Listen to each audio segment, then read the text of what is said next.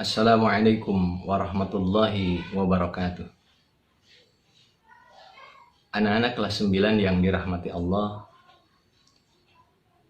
pembelajaran Al-Quran Hadis pada kesempatan ini, Bapak akan menjelaskan Al-Quran surat Al-Mujadalah ayat 11.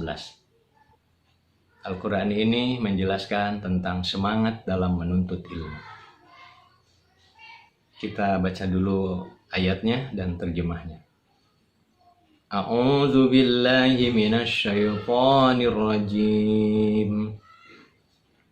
Bismillahirrahmanirrahim. Ya ayyuhalladzina amanu idza qila lakum tafassahu fil majalis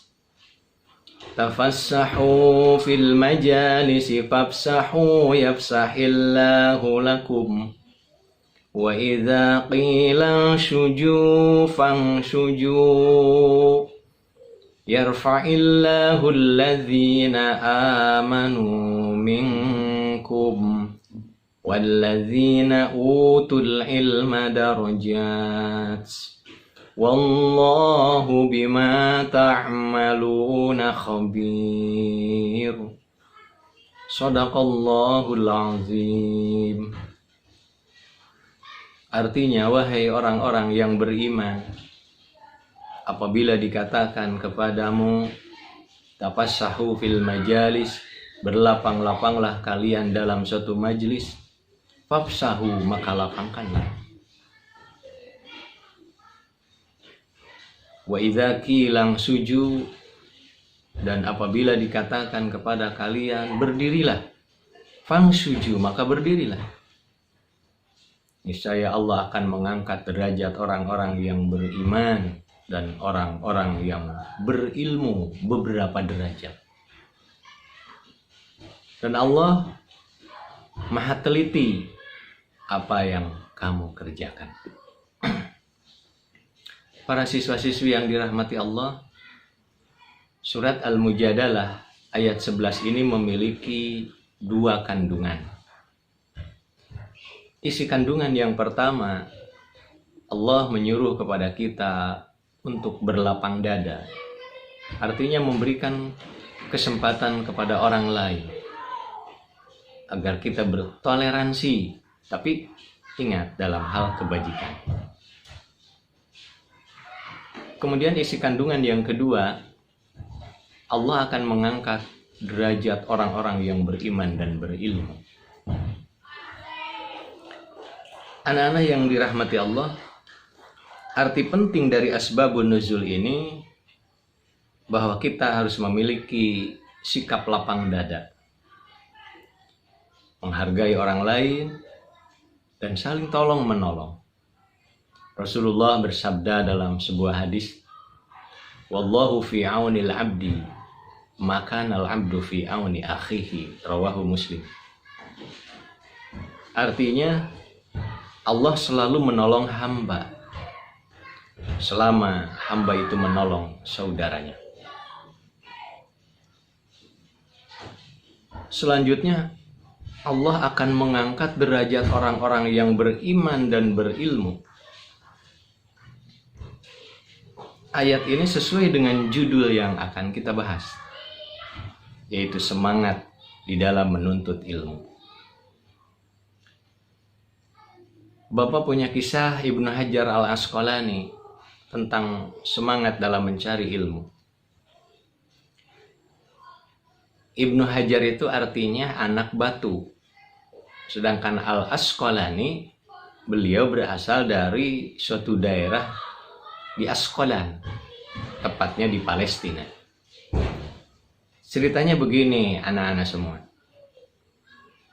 Pada suatu saat beliau menimba ilmu di suatu pesantren.